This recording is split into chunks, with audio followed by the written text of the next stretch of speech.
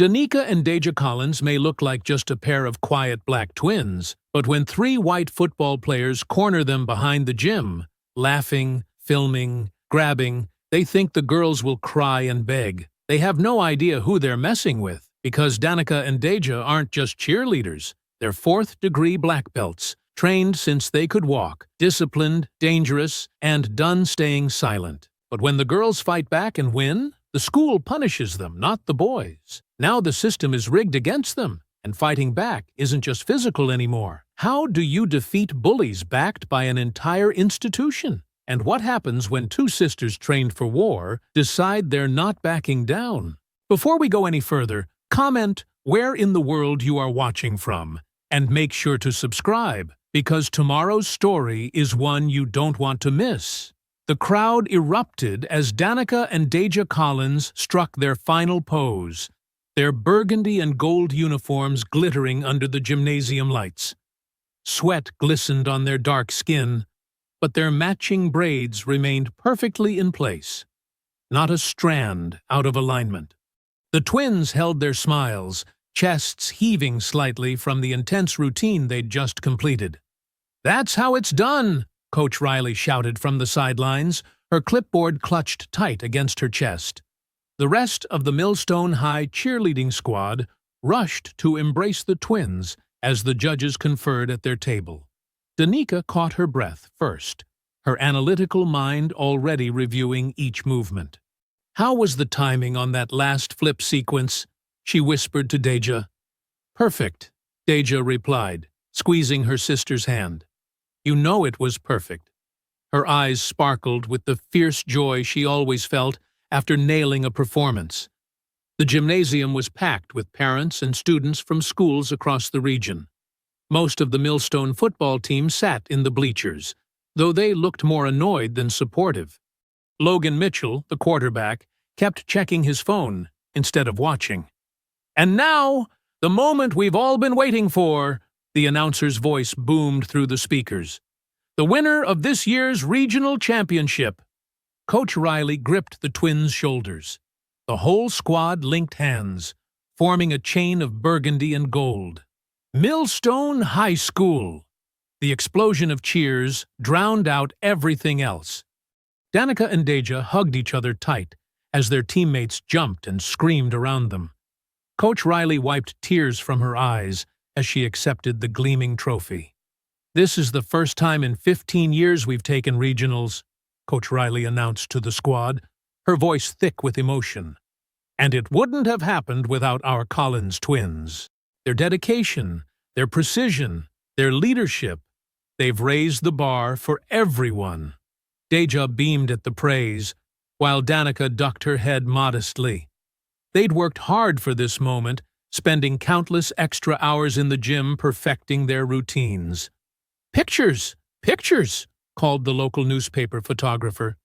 The twins posed with their teammates, holding the trophy between them. Their smiles were genuine but reserved. They'd learned early to be careful about drawing too much attention at their mostly white school.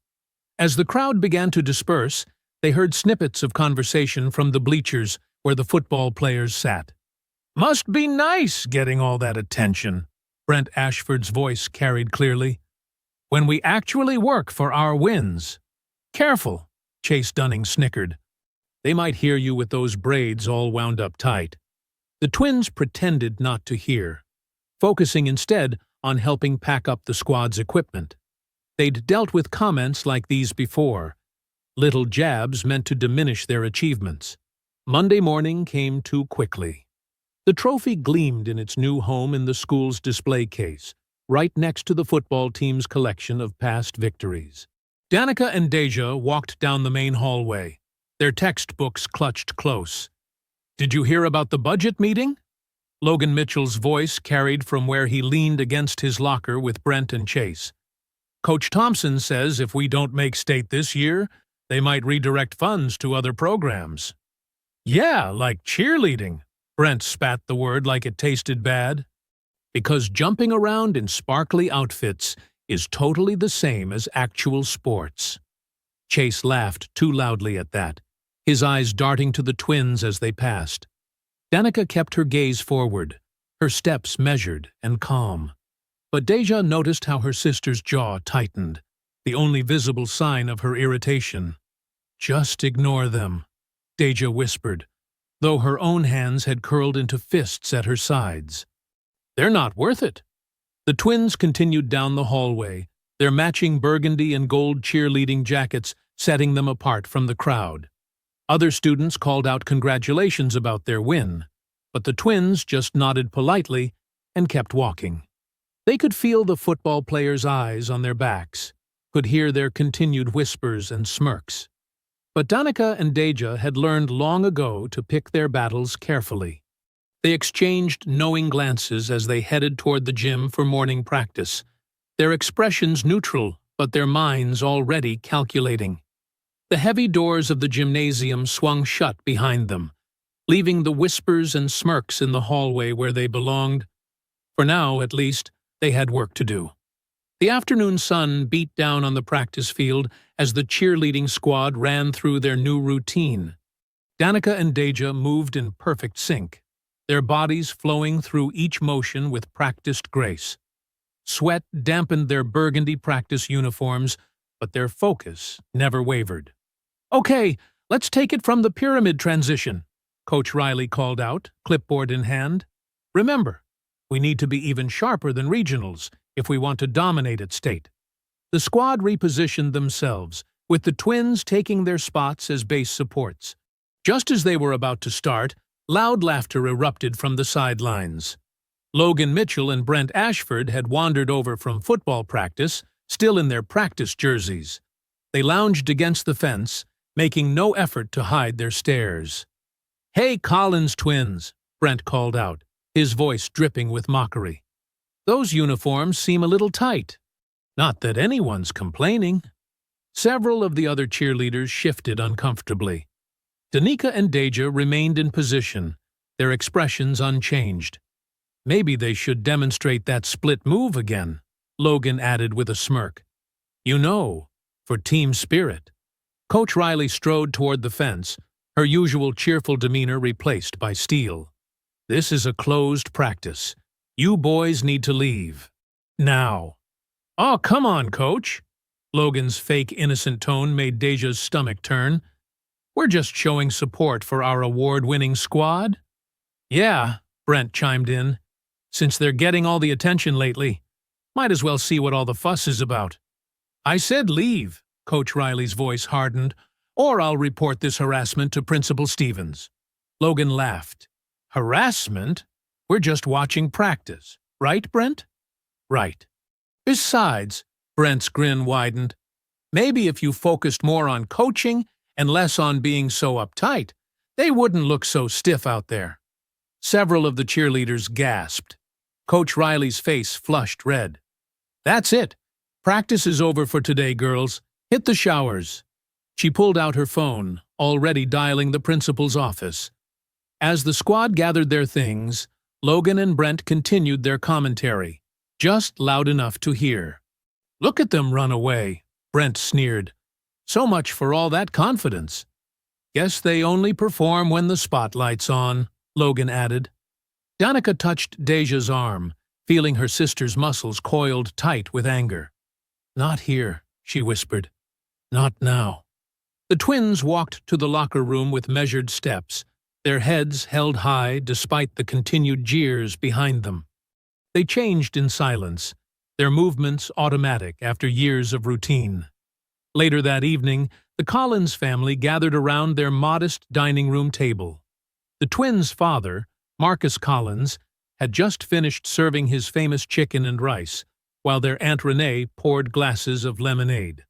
"How was practice today?" Marcus asked, passing the green beans to Deja. The twins exchanged glances.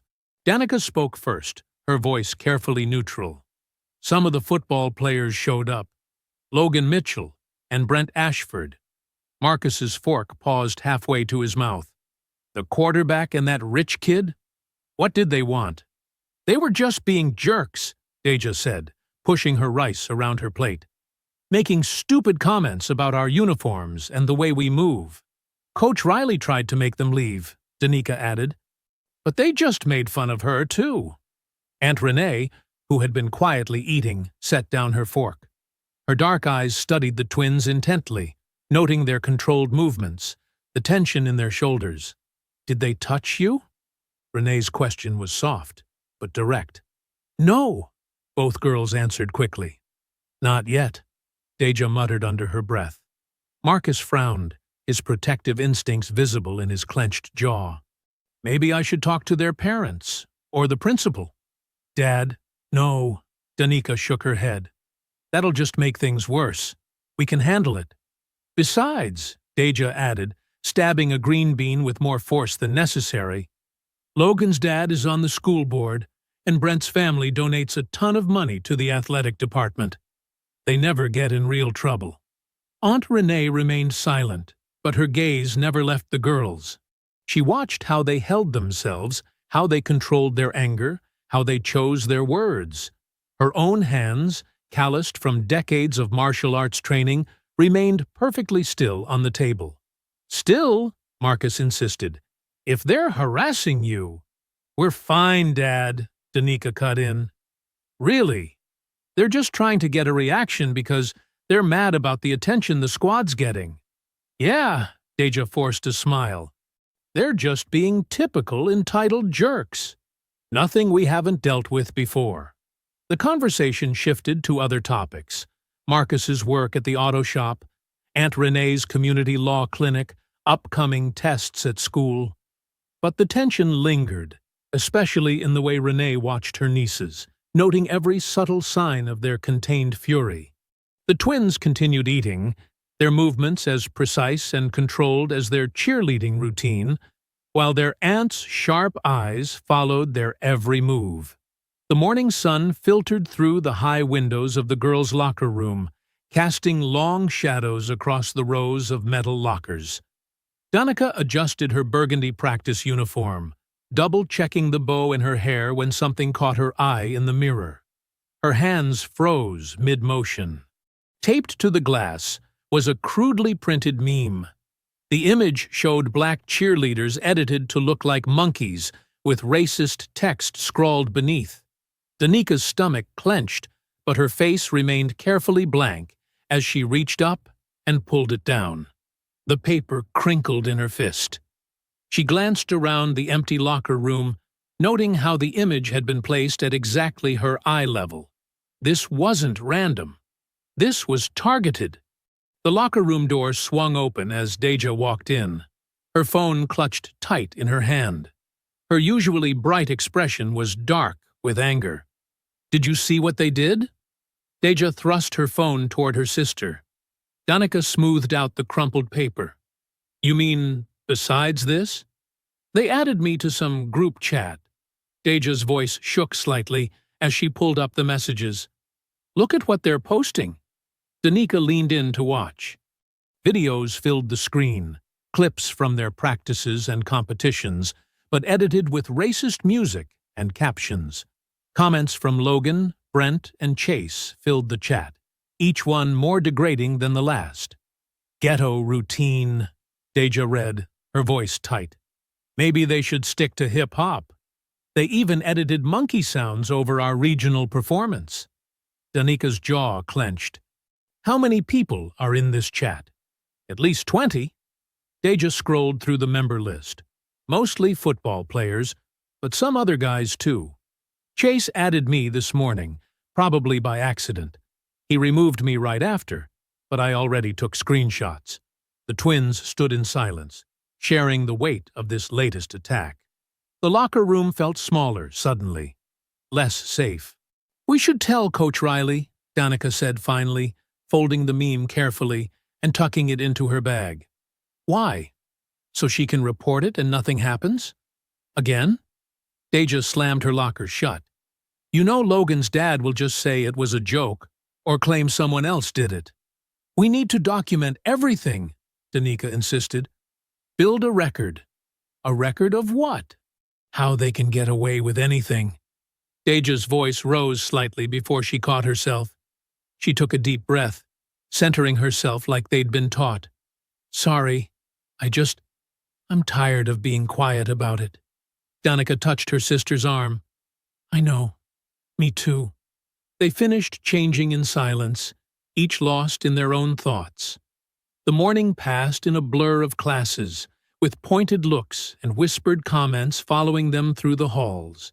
Logan and his friends made sure to bump into them between periods, always with that same smirking, "My bad," that fooled no one. By afternoon practice, the tension had built to a physical presence. Coach Riley noticed their distraction during warm-ups. "Everything okay, girls?" she asked during water break. "You seem off today." "We're fine," they answered in unison, their practiced response automatic. After practice, the twins stayed behind as usual for extra stretching. The back lot behind the gym was their preferred spot. Quiet, away from prying eyes, with enough space to really extend their muscles. As they walked across the empty parking lot, the sound of footsteps and low laughter drifted from behind them. Danica didn't need to turn around to know who it was. 3 sets of footsteps, trying to move quietly and failing. The laughter grew closer. Paper crinkled, probably more printed memes. A phone camera clicked. Deja's shoulders tensed, but she kept walking, matching her sister's steady pace. They'd been trained too well to show fear or lose composure. The back lot came into view, isolated and empty as always. The perfect place for extra practice, away from distractions. Or the perfect place for an ambush. More laughter. Closer now. The sound of a video starting to play. Their regional routine with those edited sounds. Danica felt the shift in the air, the weight of malicious intent growing heavier with each step. Without looking back, she flexed her hands at her sides, subtly cracking each knuckle one by one. The familiar pop of joints loosening was oddly comforting. She could sense Deja doing the same, their twin instincts perfectly aligned as always. Years of training hummed just beneath their skin, carefully contained but ready. The footsteps behind them quickened slightly. Logan, Brent, and Chase were barely trying to hide their approach now. Their confidence built on months of unchecked harassment and a lifetime of privilege. The twins kept walking, their pace unchanged, their movements fluid and controlled. The backlot waited ahead, empty and isolated, just as it always was this time of day. The backlot was eerily quiet as Danica and Deja reached the chain-link fence that marked their usual stretching spot. The footsteps behind them grew louder, more deliberate, no longer trying to be subtle. "Hey there, Collins girls," Logan's voice dripped with fake friendliness. "Having a private practice session?" The twins turned slowly, maintaining perfect posture. 3 phones were already out, recording. Logan stood in the center, flanked by Brent and Chase. Their football Letterman jackets gleamed in the late afternoon sun. "You know," Brent said, taking a step closer, "we've been watching your routines. Real interesting moves you got there." Chase hung back slightly, his phone wavering as he filmed. His usual smirk seemed forced, nervous. "Leave us alone," Danica said quietly, her voice level. "We're just trying to practice." Logan's smile widened. "Oh, we want to see you practice, up close and personal." He moved suddenly, shoving Deja hard against the fence. The metal rattled. "Hey!" Danica started forward, but Brent was already there, grabbing at her skirt with one hand while keeping his phone steady with the other. "Come on, show us those special moves," Brent laughed. "Maybe do a little dance for the camera?" Time seemed to slow. Danica felt a familiar calm settle over her, years of training taking over. She caught Deja's eye. A lifetime of silent communication passed between them in that split second. Deja moved first. As Logan reached to shove her again, she shifted her weight, redirecting his momentum. Her hand shot out, catching his wrist in a perfect lock. Before he could process what was happening, she twisted, using his own force to slam him face first into the fence. Simultaneously, Danica dropped into a low stance. Brent's grip on her skirt gave her the perfect pivot point. She spun, her legs sweeping out in a precise arc that caught him behind the knees. As he stumbled, her elbow found his solar plexus with surgical precision. Chase backpedaled, his phone clattering to the ground. "Wait! I didn't—" Danica was already moving. 2 quick steps brought her within range. Her palm strike to his nose was almost gentle, just enough force to break cartilage without causing permanent damage. Blood sprayed. Logan tried to push off the fence, but Deja had his arm hyperextended. She applied just a fraction more pressure, making him gasp. "Stop! Please!" he wheezed. Brent was curled on his side, struggling to breathe. Each shallow gasp sent spikes of pain through his ribs. Chase sat in the dirt, blood streaming between his fingers as he clutched his nose. The entire exchange had taken less than 10 seconds. Deja released Logan's arm with a small push, sending him stumbling. He caught himself against the fence, eyes wide with shock and fear. The twins stood straight, their movements precise and controlled as they adjusted their uniforms. Not a hair was out of place. Their breathing remained steady, unchanged. 3 phones lay scattered on the ground, screens cracked but still recording. Danica picked them up one by one, deliberately dropping each into a nearby puddle. "Our aunt taught us more than just dancing," she said softly, her voice carrying in the stunned silence. The boys stared up at them, their earlier bravado replaced by confusion and terror. Blood dripped from Chase's nose, marking his white Letterman jacket. Brent made small whimpering sounds as he tried to stand. Logan just gaped, his mouth opening and closing without sound.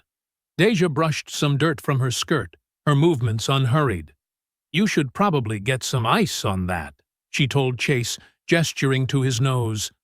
Her tone was almost kind. The twins gathered their practice bags, movements synchronized as always. Their posture remained perfect, shoulders back, heads high, just as they'd been taught both on the mat and off. "If anyone asks," Danica said calmly, "we were just stretching, right?" None of the boys responded. They didn't need to. The message was clear in their wide eyes and trembling hands. Without another word, Danica and Deja turned and walked away. Their steps were measured, controlled. Behind them, they could hear Brent's ragged breathing, Chase's muffled sniffling, and Logan's soft groan as he slid down the fence. The back lot returned to silence, broken only by the gentle splash of water as the phones sank deeper into the puddle, their screens flickering out one by one. The whispers started before first period. Danica noticed them as soon as she and Deja walked through Millstone High's front doors. Students huddled in clusters, conversations dying as the twins passed. Some stared openly, others quickly looked away. "Did you hear?" A sophomore girl whispered too loudly to her friend. "They went crazy on the football team. I heard they're like secret ninjas or something," another student muttered. Deja kept her head high, but Danica saw her sister's jaw tighten. They'd expected this, but the way truth twisted in the hallways still stung. "Collins sisters." A sharp voice cut through the murmurs. Ms. Peterson, the front office secretary, stood at the end of the hall. Her face was pinched with disapproval. "Principal Harland wants to see you. Immediately." The twins exchanged glances. Without a word, they followed Ms. Peterson through the administrative wing. The click of her heels echoed against the polished floor, a countdown to confrontation. Principal Harland's office door was already open. She sat behind her massive oak desk, hands folded precisely in front of her. Vice Principal Wexler hovered nearby, clutching a manila folder like a shield. "Sit down, girls." Principal Harland's voice was silk over steel. She gestured to 2 chairs positioned directly under the harsh fluorescent lights. The twins sat, backs straight, hands folded in their laps, mirror images of composed dignity. "We've had some disturbing reports about yesterday afternoon," Harland began. "3 of our star athletes claim they were viciously attacked, unprovoked." "That's not what happened," Deja said quietly. "Really?" Harland's eyebrow arched. "Because Chase Dunning has a broken nose. Brent Ashford has bruised ribs. Logan Mitchell's wrist is sprained. Would you care to explain that?" "They cornered us behind the gym," Danica replied evenly. "They were filming us, making threats, grabbing at our clothes." "Where's this video?" Wexler interrupted, speaking for the first time. "If they were filming, surely there's evidence." "Their phones fell in a puddle," Deja said. Harland's laugh was sharp, dismissive. "How convenient. And I suppose the security cameras in that area just happened to malfunction yesterday?" The twins stayed silent. They'd noticed the camera's red light was already dark when they'd arrived at their stretching spot. "This is a serious matter," Harland continued. "We have 3 respected students with documented injuries. We have your history of confrontational behavior." "What history?" Danica's voice remained calm, but her eyes flashed. "We've never been in trouble before. Your attitude during practices has been noted," Wexler chimed in. "Coach Thompson mentioned you've been resistant to feedback." "The football coach?" Deja frowned. "He's never even spoken to us." "The point is," Harland cut in, "violence cannot be tolerated at Millstone High, especially not from students who represent our school as cheerleaders." She pulled 2 letters from her desk drawer, sliding them across the polished wood. "You're both suspended for 2 weeks, effective immediately. This will, of course, make you ineligible for the next competition." "But they attacked us!" Deja's composure cracked slightly. "We were defending ourselves." "Without a single witness or piece of evidence?" Harland's smile was cold. "Against 3 boys who've never had any disciplinary issues? Who maintain stellar GPAs and are being scouted by Division I schools? So their future matters more than our safety?" Danica asked quietly. Wexler shifted uncomfortably, but Harland's expression hardened. "I'm protecting this school's reputation. If you can't understand that, perhaps Millstone isn't the right fit for you." The threat hung in the air, heavy and deliberate. "Your father has been notified," Harland continued. "You're to leave campus immediately.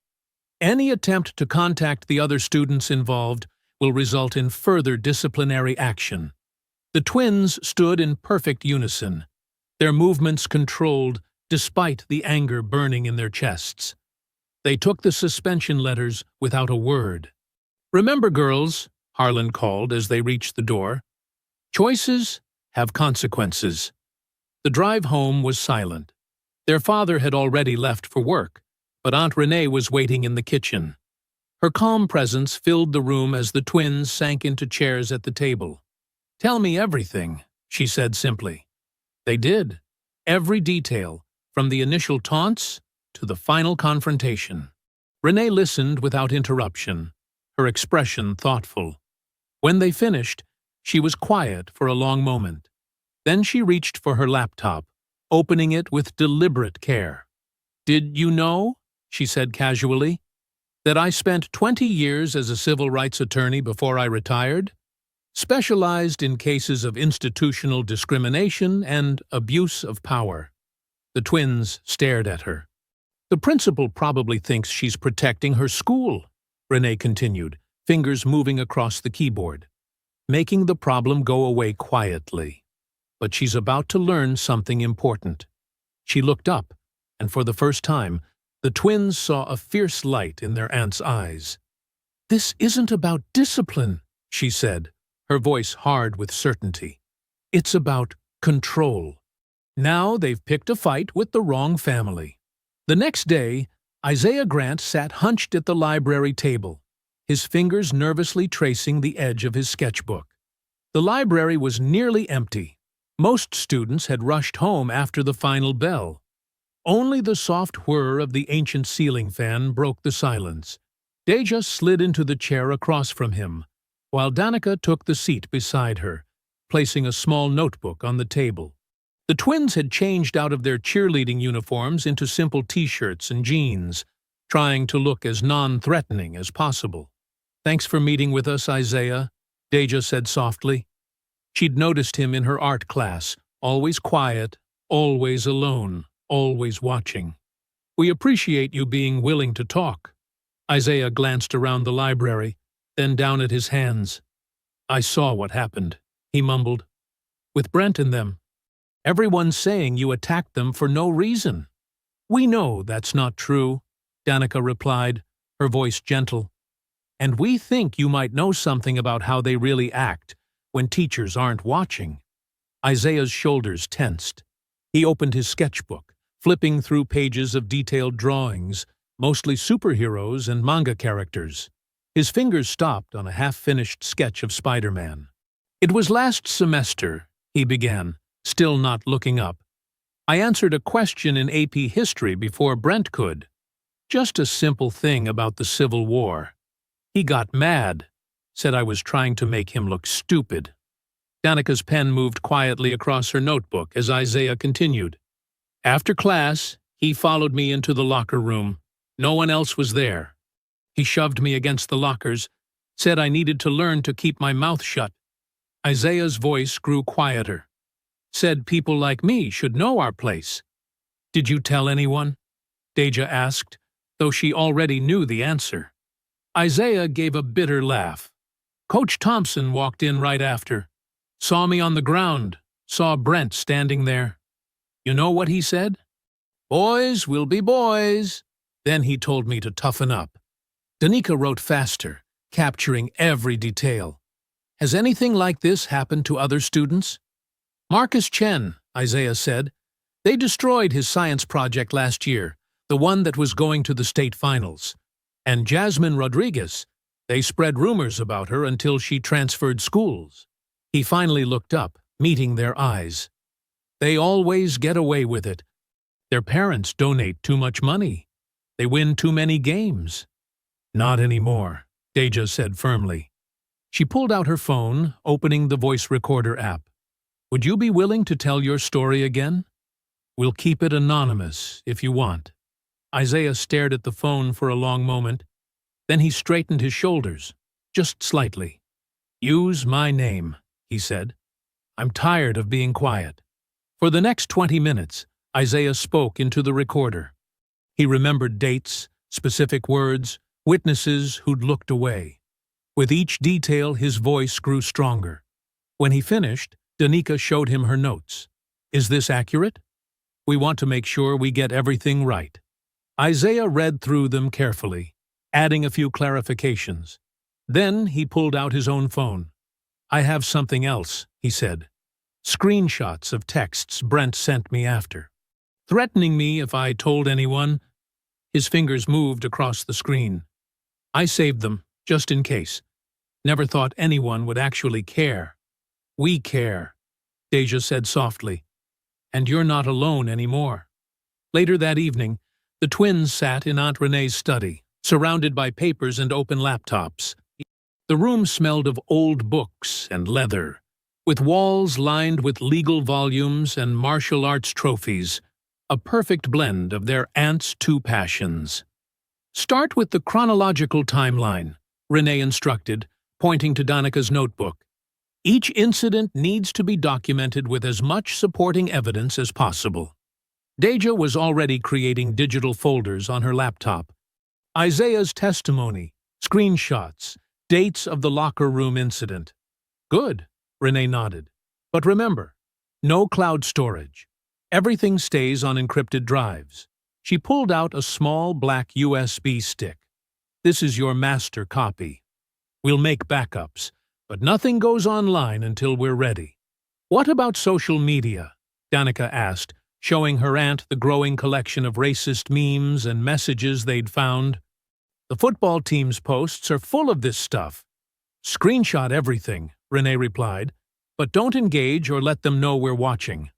The moment they realize we're building a case, they'll start deleting evidence. The twins worked methodically, organizing each piece of evidence. Isaiah's testimony, the threatening texts, photos of injuries, dates of incidents, a growing list of other potential witnesses. Remember, Renee said, watching them work, this isn't just about punishment. We're building a pattern, showing how the school enables and protects certain students while silencing others. Danica looked up from her notes. Like a legal case? Exactly. Renee smiled grimly. They think they can bury this with suspensions and intimidation. But we're going to show them what real justice looks like. The study grew darker as they worked, but none of them noticed. Page by page, file by file, they were building something powerful. Something that couldn't be ignored or explained away. The morning sun filtered through the paper screens of Aunt Renee's dojo, casting long shadows across the polished hardwood floor. Deja and Danica stood barefoot in their white jizz, belts black as midnight wrapped around their waists. Sweat already dampened their hair, though they'd only been training for 20 minutes. Again, Renee commanded, her voice firm but calm. She circled the twins as they moved through the kata, their movements perfectly synchronized. Slower this time. Feel every transition. The twins began the form again, their feet whispering across the floor. Each punch, each block, each kick flowed like water, but Renee saw the tension in their shoulders, the slight tremor in their hands. Stop. She moved between them, adjusting Danica's front stance. You're thinking about them, aren't you? The boys? The school? The suspension? No, Aunt Renee, Danica said, but her eyes betrayed her. Yes, you are. Renee stepped back, studying both girls. I see it in your technique. You're fighting shadows instead of focusing on the moment. She tapped Deja's raised fist. And you're clenching too hard. Your knuckles are white. Deja relaxed her hand, exhaling slowly. It's hard not to think about it. Everyone at school is talking, taking their side. That's exactly why we're here. Renee moved to the front of the dojo, facing her nieces. This training isn't about fighting. It's about maintaining control when everything around you is chaos. She demonstrated the next movement, her own body flowing with decades of practiced grace. Watch my breathing. See how each motion starts from the center? That's where your power comes from. Not from anger, not from fear. The twins mirrored her movement, trying to match her rhythm. Sunlight caught the subtle ripple of muscle under their skin, highlighting years of dedicated training. Better, Renee nodded. Now, tell me what you learned yesterday. Keep moving while you speak. Isaiah Grant, Danica said, executing a perfect side kick. He told us about Brent attacking him in the locker room. And, Renee pressed, watching their form. Coach Thompson covered it up, Deja added, her back fist cutting through the air. Just like they tried to cover up what happened to us. Good. What else? There are others, Danica continued, transitioning smoothly into a blocking sequence. Marcus Chen, Jasmine Rodriguez, we're making a list. And how do you feel about that? Deja's next punch carried too much force, breaking her rhythm. Angry. They hurt so many people and just got away with it. Exactly. Renee clapped her hands sharply. That anger is what we need to control. Channel it into precision, not power. She moved behind Deja, adjusting her stance. The system wants you to lose control, to prove their narrative about violent black girls. The twins continued moving through the kata, their breathing steadier now. Morning light filled the dojo completely, warming the wood beneath their feet.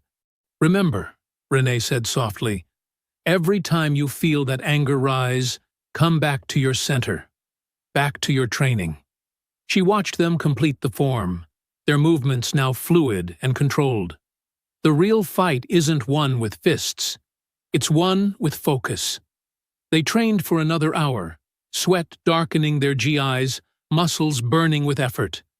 Renee pushed them harder than usual, testing their limits, watching for any crack in their composure. Finally, she called a halt.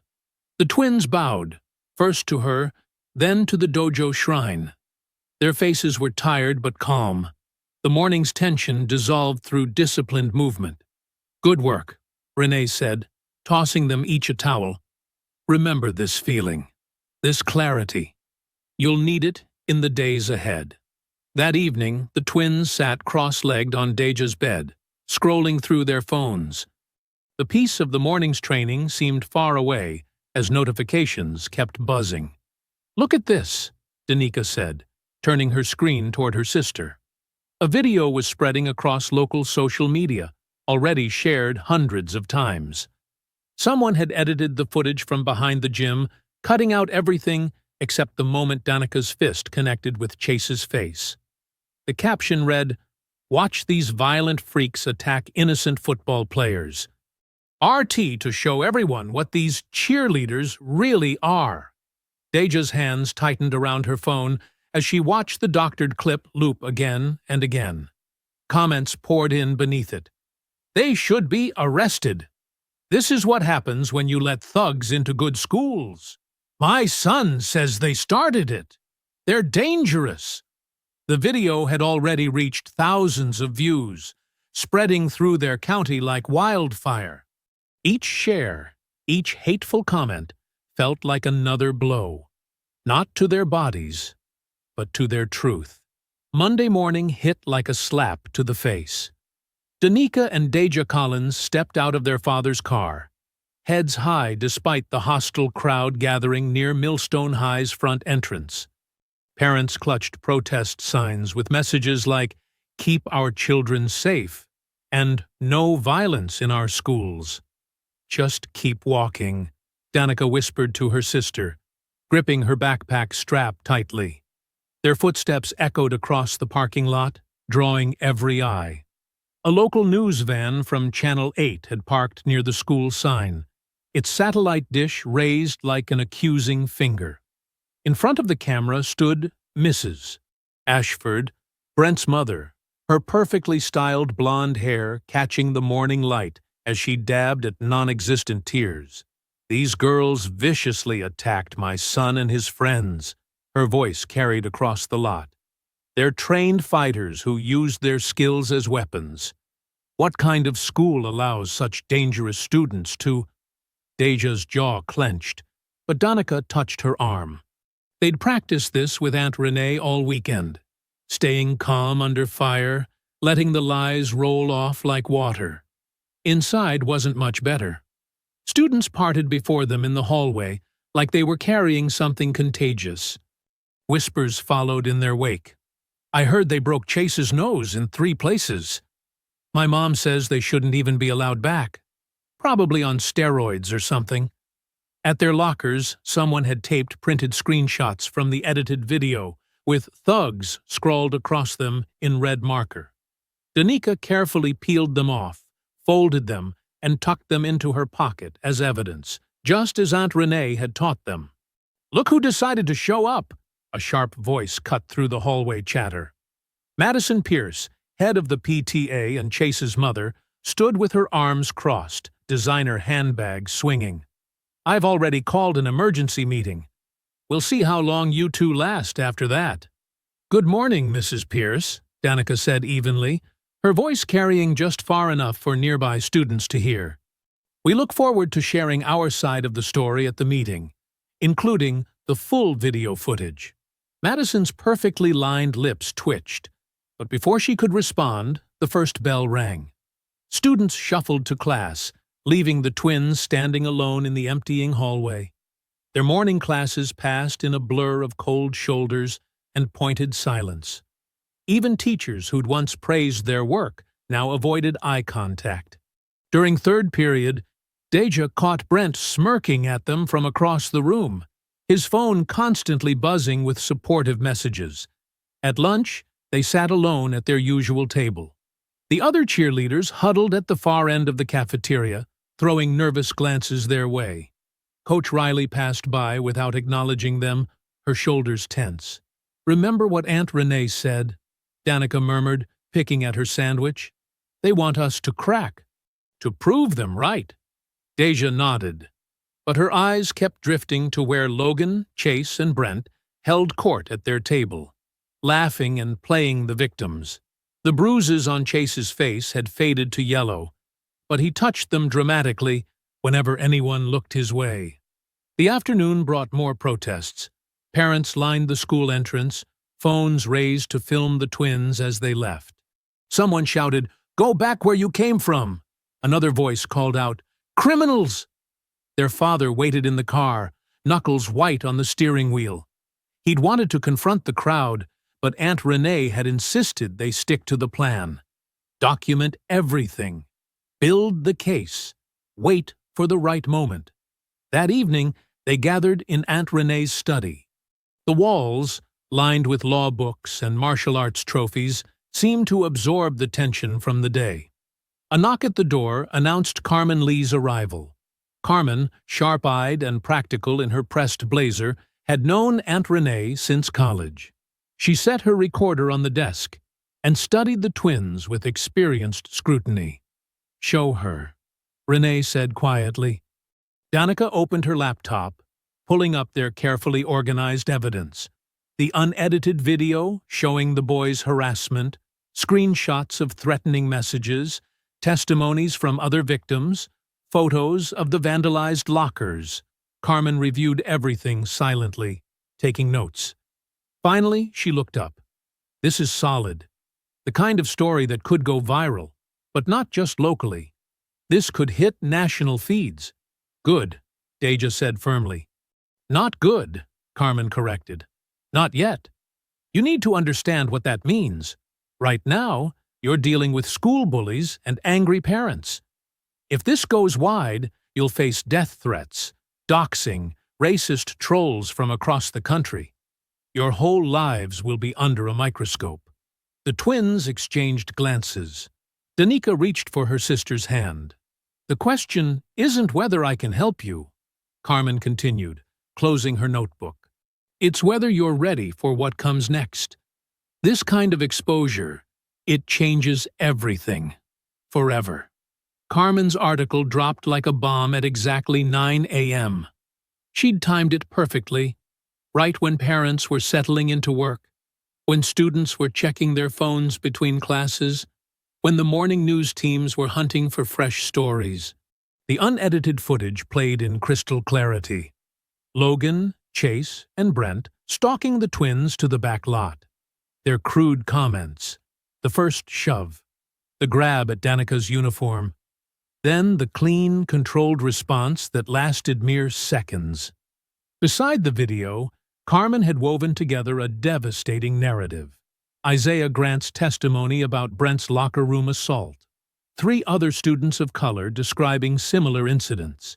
Screenshots of the racist memes. Documentation of the school's pattern of protecting certain athletes while punishing minorities. By 10 a.m., Search Stand with the Collins twins was trending across Georgia. By noon, it had spread to neighboring states. "Look at this," Deja whispered during lunch, showing her phone to Danica. Their usual empty table had suddenly filled with supporters, mostly other minority students who'd been silent before. The petition for their reinstatement had just crossed 15,000 signatures. The football players' table was notably quiet. Logan kept his head down, furiously texting. Chase's mother had pulled him out of school early. Brent paced the hallway between classes, snapping at anyone who looked his way. Principal Harland made an announcement over the PA system about maintaining order and avoiding social media speculation. But the dam had broken. Students openly shared the article in class. Teachers whispered in the break room.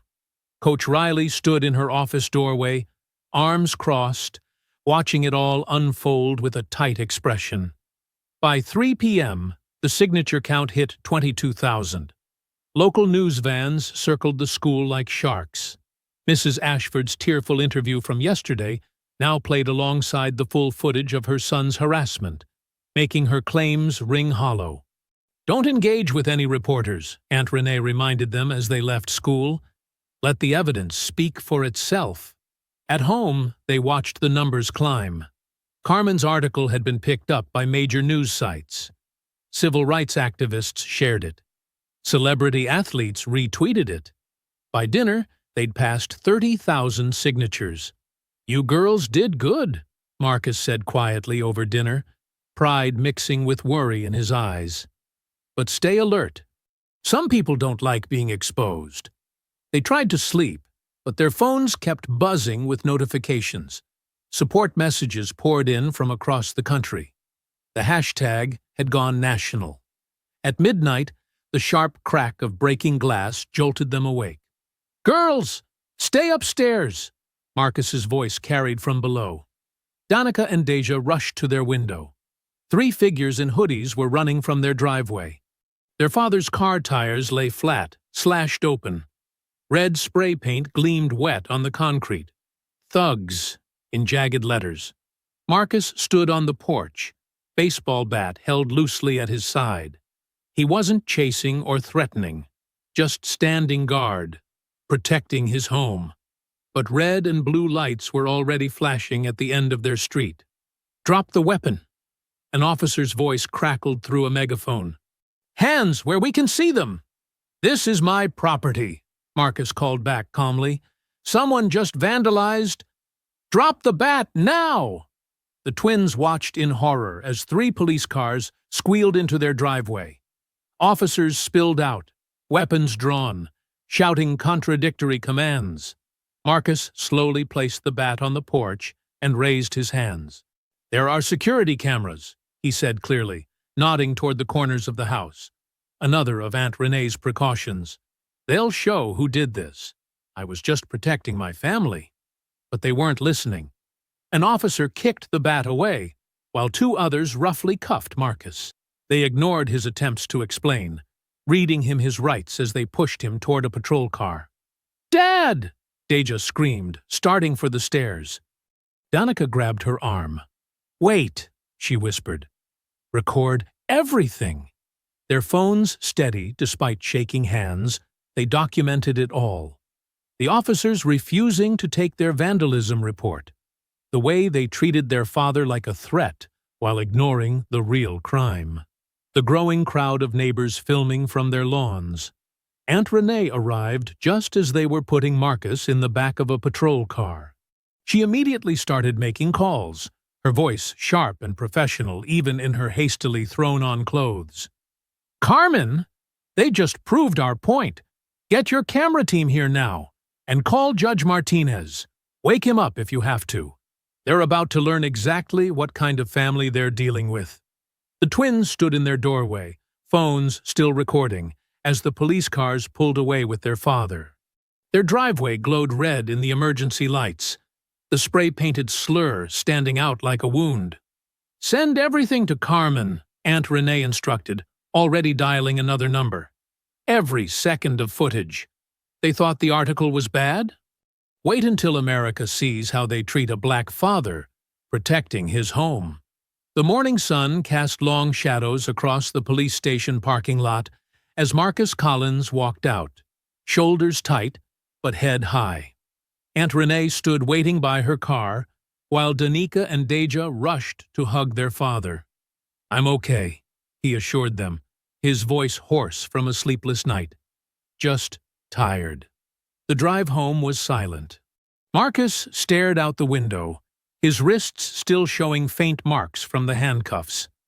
The twins sat in the back seat, phones buzzing constantly with messages they couldn't bring themselves to check. Their driveway was clean now. Aunt Renee had called a pressure washing service at dawn. But the slashed tires remained, a stark reminder of last night's violence. Camera crews lingered at the end of their street, held back by police tape. Inside, they gathered around the kitchen table. The morning light felt too bright, too normal for what they'd just lived through. Aunt Renee made coffee while Danica pulled up Carmen's latest article on her tablet. "The footage is everywhere," she reported quietly. "Both attacks. The boys at school, and what happened here. People are furious." Good, Deja said, her voice sharp. Let them see. Let them all see what happens when black girls defend themselves. When a black father protects his home. Marcus rubbed his face. I just stood there. Didn't move. Didn't threaten. Still ended up in cuffs. Because they don't want peace, Deja continued, her hands clenching into fists. They want obedience. They want us quiet, accepting whatever they do to us. Aunt Renee set coffee cups in front of each of them, her movements precise and controlled. Then we give them justice instead. She pulled out her laptop, opening files they'd never seen before. I've been gathering evidence since the first incident. Not just about the boys, about the whole system. Principal Harlan's history of dismissing harassment complaints from minority students. Vice Principal Wexler's emails showing bias in disciplinary actions. The school board's pattern of protecting certain athletes while punishing others. How did you get all this? Danica leaned forward. I have friends who care about justice, Renee replied. Former clients, other attorneys, teachers who've stayed quiet too long. Once people saw you girls standing up, they started sending me everything. She turned the laptop around. Spreadsheets showed years of disciplinary data, broken down by race. Emails revealed covered-up incidents. Performance reviews documented complaints that vanished. The Department of Education has a civil rights division, Renee explained. They investigate patterns of discrimination in schools. One incident might be dismissed, but this is systemic. Marcus studied the screen. You've been building a case this whole time. Since the moment they suspended the girls, Renee nodded. Everything that's happened, the viral videos, Carmen's articles, even last night, it all proves the pattern. They protect white violence while criminalizing black defense. Deja stood up suddenly, pacing the kitchen. So we're not just fighting 3 racist boys. We're fighting the whole machine that lets them act this way. Exactly! Renee's voice held steel. Those boys are symptoms. The disease is deeper. And now we have proof. Danica scrolled through the files, her analytical mind piecing it together. The football team's disciplinary records compared to other students. The lost security footage, the way they handled our suspension versus white students involved in fights. Plus, witness statements, Renee added. Isaiah Grant wasn't the only one. I have testimonials from dozens of current and former students, parents whose complaints were ignored, teachers who were pressured to change grades for certain athletes. They worked through the morning, organizing evidence into categories, harassment patterns, abuse of power, false reporting, racial disparities in punishment. Marcus made more coffee while the twins typed up their own detailed statements about both incidents. By evening, their dining room table had become a war room. Laptops, documents, and legal papers covered every surface. Carmen came by with fresh footage from the police station, showing how differently they'd treated Marcus compared to white homeowners reporting vandalism. This is bigger than us now, Danica said quietly, watching Aunt Renee prepare the final complaint. This could change things for everyone at Millstone. That's the point, Renee replied, her fingers steady on the keyboard. Justice isn't just about punishing wrong. It's about fixing the system that allowed the wrong to happen. As night fell, they gathered around Renee's laptop one last time. The complaint was comprehensive. 47 pages of evidence, testimony, and legal arguments. Statistical analysis proving racial bias. Video documentation of selective enforcement. A clear pattern of institutional discrimination. Ready? Renee asked, her cursor hovering over the submit button. The twins clasped hands under the table, just like they did before every competition. Marcus placed one hand on each of their shoulders. Together, they nodded. Renee hit submit. The Department of Education's Civil Rights Complaint Portal confirmed receipt with a simple message. Case number assigned. OCR 2023-1142. Now what? Deja asked. Now, Renee said, closing her laptop with quiet finality. We show them what real strength looks like. The school board meeting room buzzed with tension. Every seat was filled, with people standing along the walls and spilling into the hallway. News cameras lined the back wall, their red lights blinking like watchful eyes. Danica and Deja Collins stood at the podium, matching white blazers over black dresses. Their braids were pulled back neatly, every detail of their appearance calculated to counter the violent thugs narrative. Aunt Renee sat in the front row, a thick folder in her lap. Marcus Collins stood against the wall, arms crossed, watching Principal Harland and Vice Principal Wexler shift uncomfortably at their table. Board President Thompson cleared his throat. You have 3 minutes for public comment. Deja stepped forward first, her hands steady on the podium. The microphone picked up her clear, controlled voice. You punished us for not being afraid. The room fell silent. Even the camera operators leaned forward. When 3 football players cornered us behind the gym, you expected us to cower. When they grabbed at our clothes and pushed us against a fence, you wanted us to cry and beg. When they filmed it all, laughing, you thought we'd stay quiet to protect ourselves. She paused, letting the words sink in. Several board members wouldn't meet her gaze. Instead, we defended ourselves. We used our training, the same training we've practiced since we were 6 years old. We didn't hurt them permanently. We didn't use excessive force. We simply stopped an attack. Danica moved beside her sister, pulling up photos on her tablet. The images appeared on the large screen behind them. The racist meme from the locker room, screenshots of threatening messages, security footage, timestamps that mysteriously disappeared. But self-defense wasn't the story you wanted to tell, Deja continued. Because when black students stand up, you call it aggression. When we protect ourselves, you label us violent. When we refuse to be victims, you make us into villains. Principal Harlan started to speak, but Board President Thompson held up his hand. The 3-minute timer kept ticking. We've spent the last week gathering evidence. Deja's voice grew stronger. Not just about our case, about every student of color who's been silenced. Every incident swept under the rug. Every double standard in your disciplinary policies. Danica advanced through more slides. Graphs showing racial disparities in suspensions. Redacted emails about protecting certain students' futures. Witness statements from other victims of harassment. Isaiah Grant was shoved into lockers for answering questions in class. Maria Rodriguez had her art projects destroyed while security cameras were malfunctioning. James Chen was told to take a joke when students mocked his accent. The crowd murmured. Several teachers in attendance nodded slowly. But the football players who did these things, they got warnings, counseling sessions, second chances.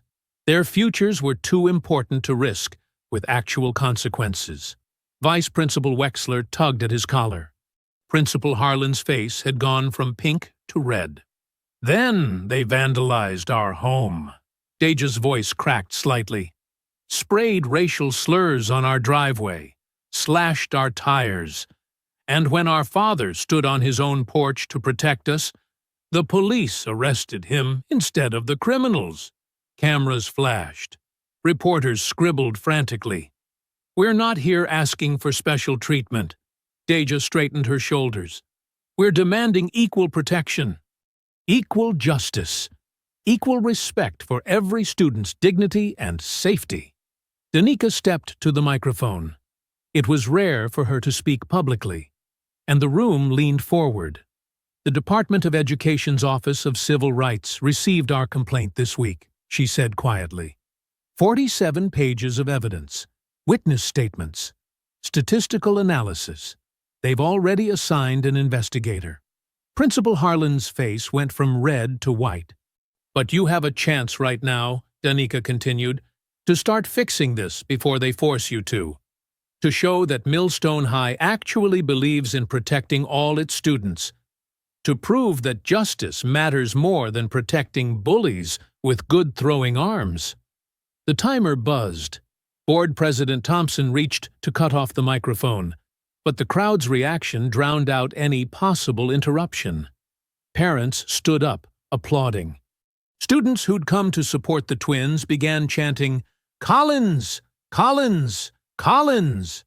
The board members looked at each other, papers shuffling nervously. Principal Harland whispered urgently to Vice Principal Wexler, who seemed to be trying to make himself smaller in his chair. Board President Thompson tapped his gavel weakly. We will conduct a thorough internal review of all disciplinary procedures and bias complaints. The chanting grew louder.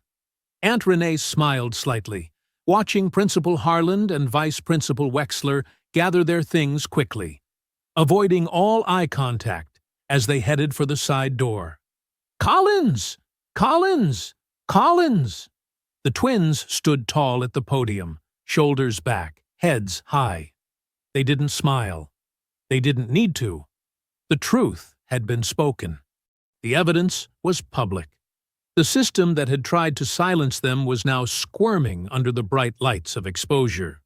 Camera flashes lit up the room like lightning as Principal Harland and Vice Principal Wexler slipped out the door. The chanting continued, drowning out Board President Thompson's attempts to restore order. "Collins! Collins! Collins!" The morning after the board meeting, Carmen Lee stood outside Millstone High, her microphone steady as she addressed the camera. Behind her, students streamed into the building, many wearing homemade Stand with the Collins Twins t-shirts. In a dramatic development following last night's explosive school board meeting, Millstone High School has placed Principal Dennis Harland and Vice Principal James Wexler on immediate administrative leave, Carmen reported, her voice crisp and professional. This decision comes after mounting evidence of systematic discrimination and failure to protect minority students. Inside the school, the atmosphere crackled with excitement and tension. Teachers whispered in hallway clusters, while students checked their phones constantly for updates. The Collins twins weren't present. Their suspension wouldn't be officially lifted until the following week. By lunchtime, the school's official statement appeared on their website and social media. Carmen read it live on the afternoon news.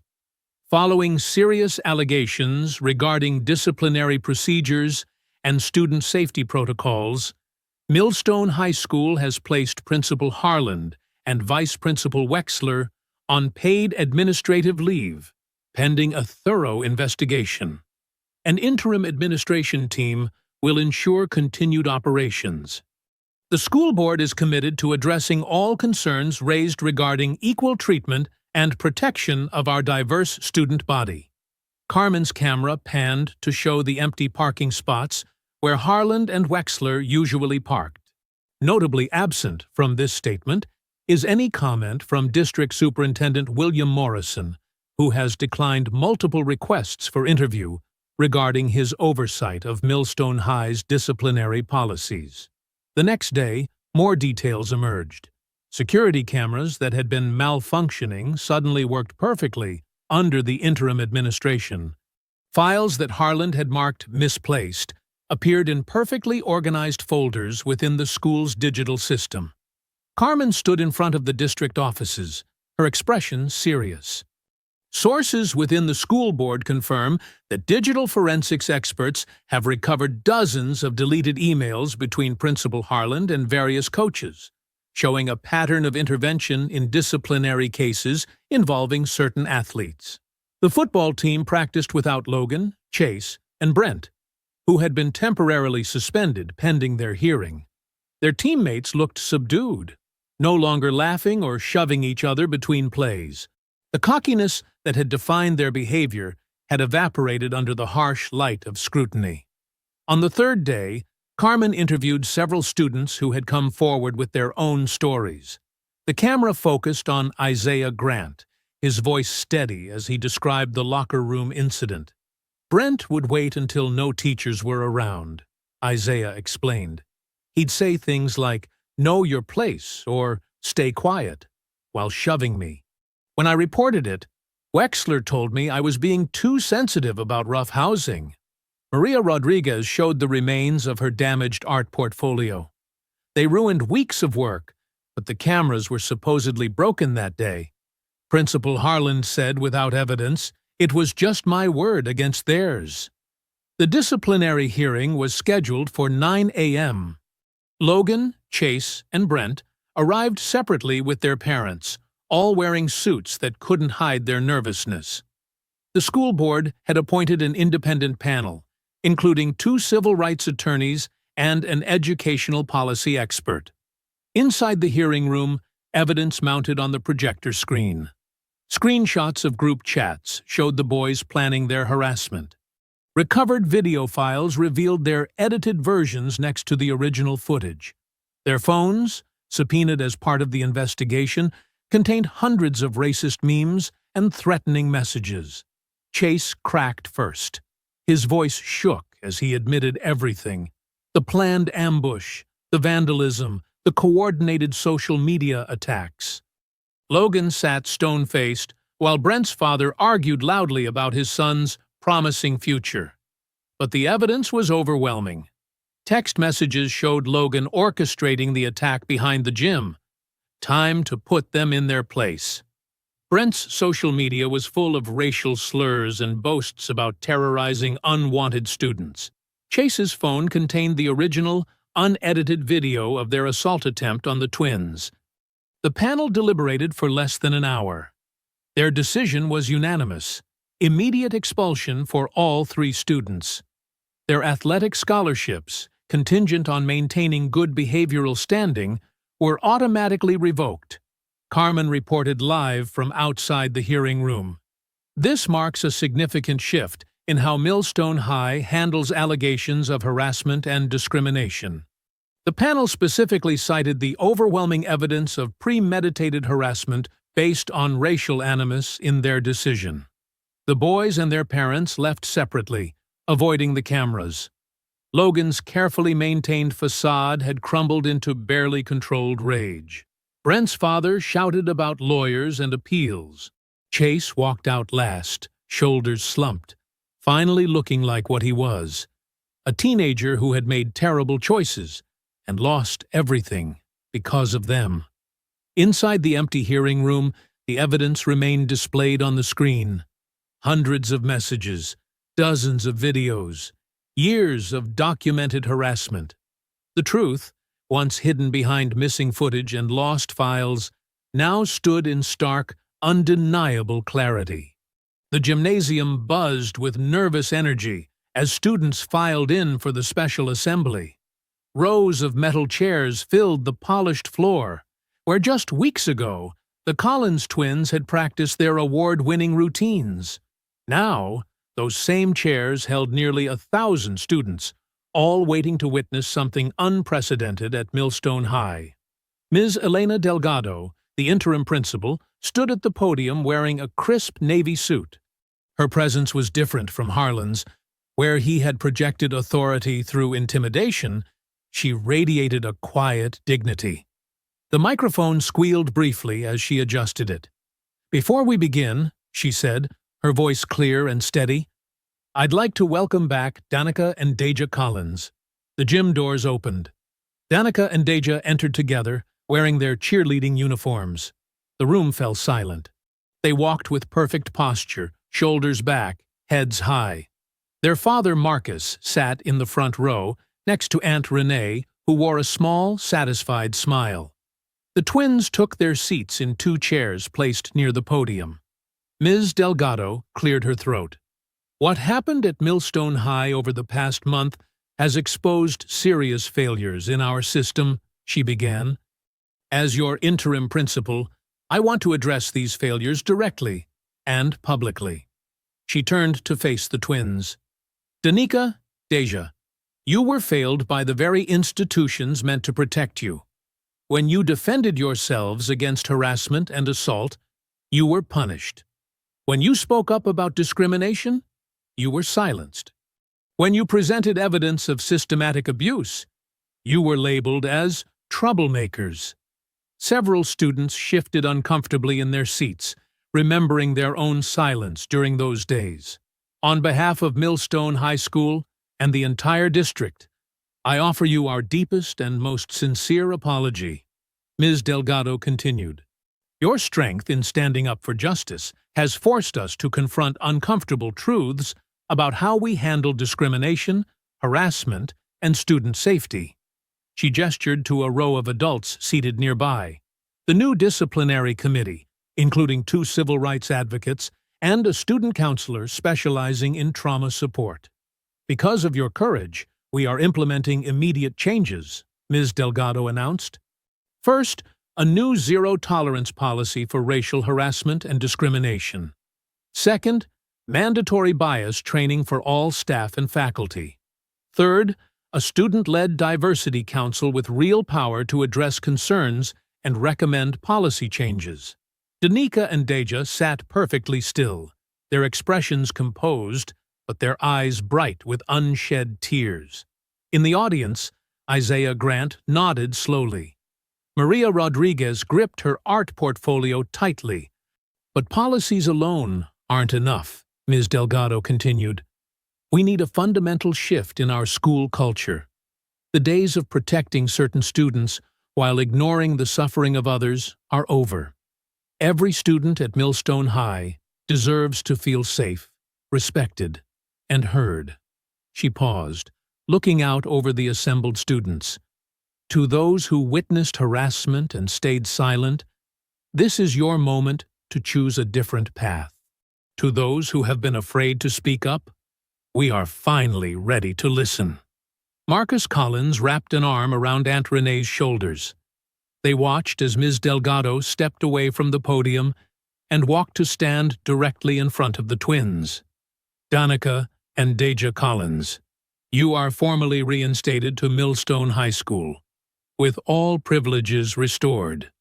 Your suspension will be expunged from your records. The championship trophy your squad earned will be displayed prominently in our main hall, with your names listed as team captains.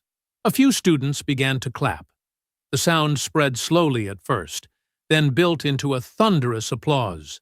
Ms. Delgado raised her hand for quiet.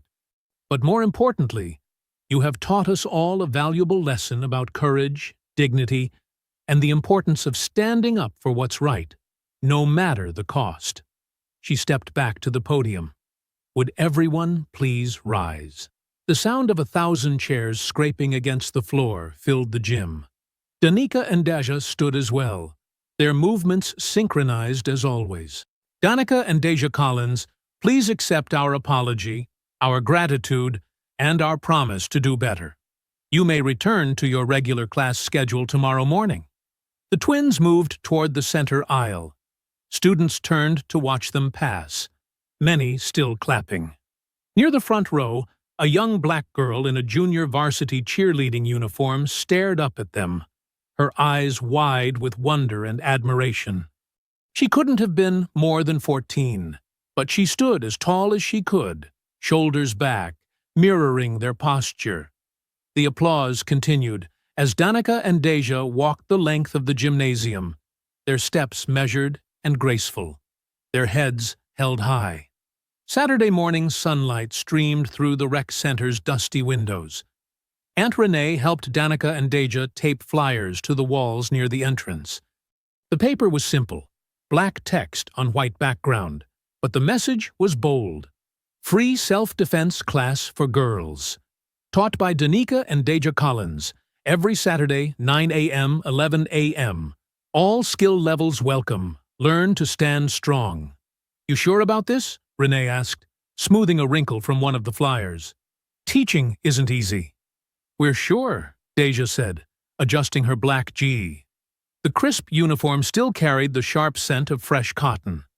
Girls need to know they have options. Besides, Danica added, rolling out blue practice mats across the wooden floor, you taught us. We learned from the best. Renee smiled, touching the worn black belt at her waist. Teaching self-defense isn't just about moves. It's about confidence, awareness, knowing when to fight and when to walk away.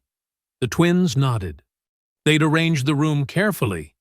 Mats in a wide square, mirrors cleaned, first aid kit ready.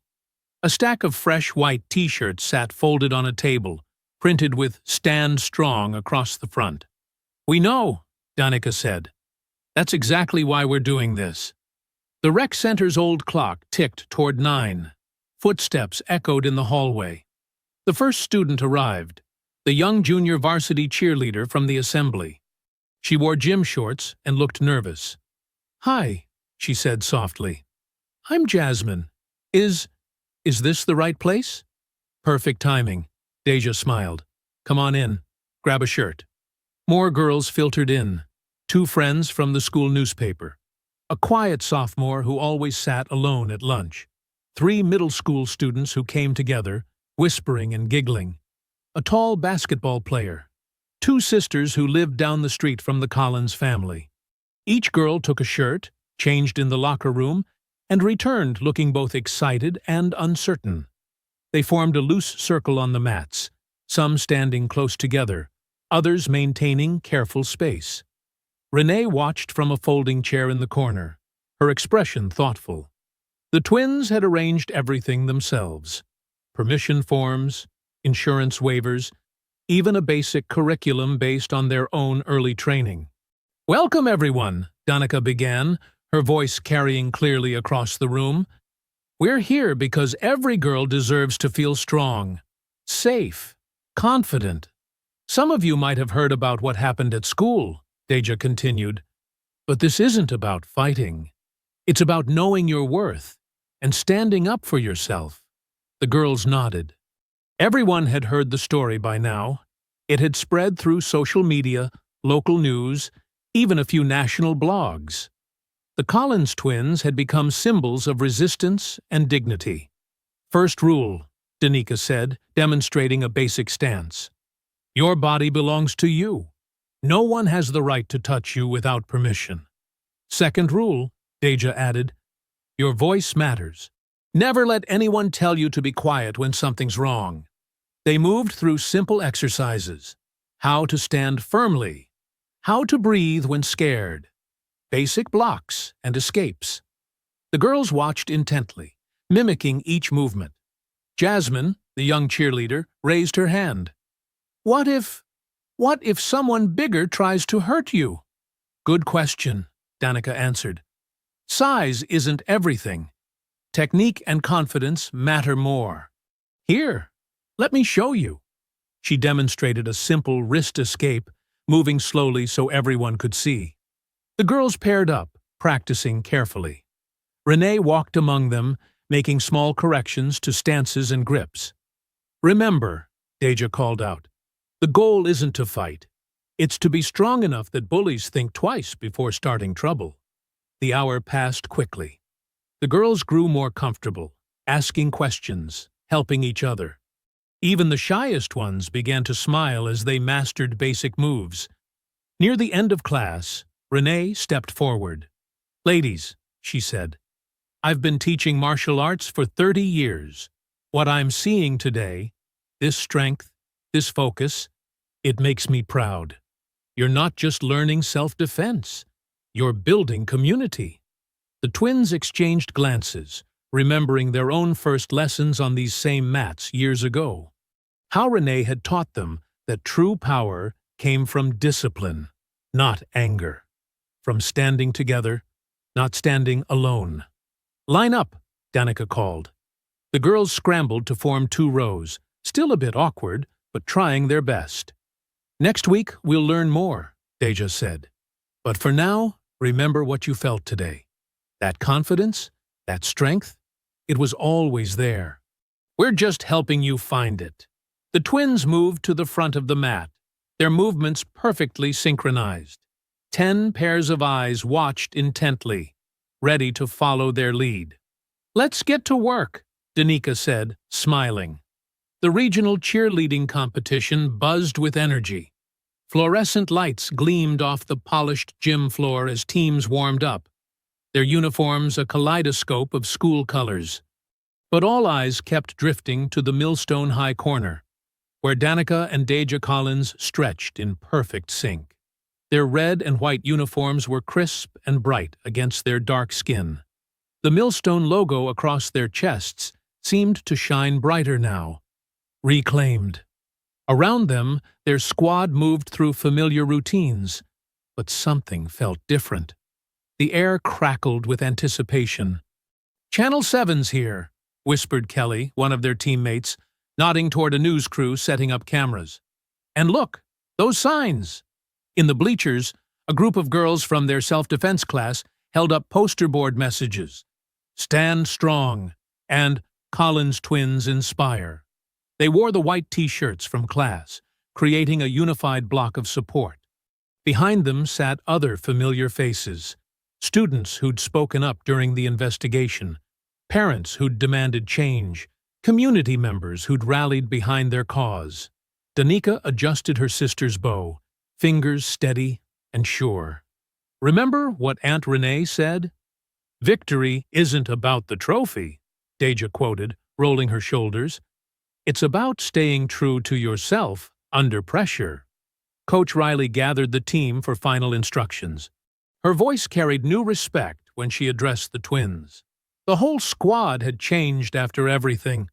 Closer now, more protective of each other. No more whispered comments or sideways looks. They'd seen what real strength looked like. "Ladies," Riley said, "we've practiced this routine 1,000 times, but today isn't about perfect moves. It's about showing who we really are." In the stands, Marcus Collins sat next to Aunt Renee, both dressed in Millstone colors. The charges against Marcus had been dropped after community pressure. Now he watched his daughters with quiet pride, his hands clasped tightly. The announcer's voice boomed through the speakers. "Next up, defending regional champions, Millstone High School." The squad jogged onto the mat. Camera flashes popped like lightning. Danica and Deja took their positions front and center, their poses mirror images of each other. The music began, a powerful beat that seemed to pulse through the floor. They moved as one unit, but everyone watched the twins. Each flip, each twist, each synchronized leap carried the weight of their story. This wasn't just a routine, it was a statement. Their bodies spoke of discipline, of dignity, of defiance wrapped in grace. Halfway through, during a complex pyramid formation, Deja caught a glimpse of Carmen Lee, the journalist who'd helped expose the truth. She stood near the judge's table, notepad in hand, smiling slightly. Next to her was Ms. Delgado, the new principal, who'd promised real changes at Millstone. The routine built toward its climax. The twins launched into their signature move, a series of aerial twists that had won them last year's trophy. But this time, each rotation felt charged with new meaning. They weren't performing for points or praise. They were showing everyone what it meant to rise above, to fight with excellence instead of anger. In the crowd, their self-defense students leaned forward, mesmerized.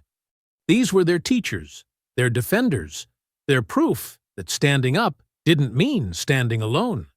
Some of the younger girls mimicked the twins' arm movements, dreams of future possibilities shining in their eyes. The final sequence approached.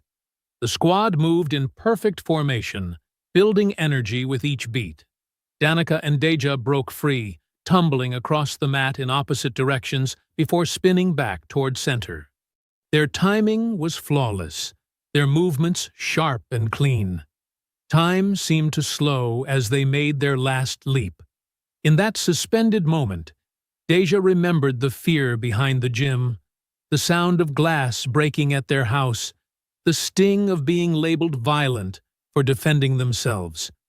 Danica thought of quiet Isaiah, of Jasmine's nervous questions, of all the voices that had been silenced before. They stuck the landing in perfect unison, their final pose strong and unwavering. The music cut off. For a heartbeat, silence filled the gym. Then the crowd erupted. Their teammates rushed to embrace them. Signs waved in the stands. Camera lights flashed. But the twins kept their pose, hearts steady, eyes forward. In the bleachers, Aunt Renee stood, applauding with the measured pride of a teacher who knew the full depth of their journey. Beside her, Marcus wiped his eyes, clapping until his hands hurt. This moment wasn't given to them. They'd earned it, not just with kicks and punches, but with courage and conviction. With every documented incident, every testimony collected, every girl they'd taught to stand strong. Justice hadn't come easily. It had come because they'd fought for it the right way, with both power and principle. The twins held their final pose, breathing in the roar of the crowd, the flash of cameras, the pride shining from their father's face, and the quiet satisfaction in their aunt's eyes. They'd done more than win a competition. They'd shown that fighting back didn't mean losing yourself, that justice, when earned with dignity, echoed far beyond a single victory.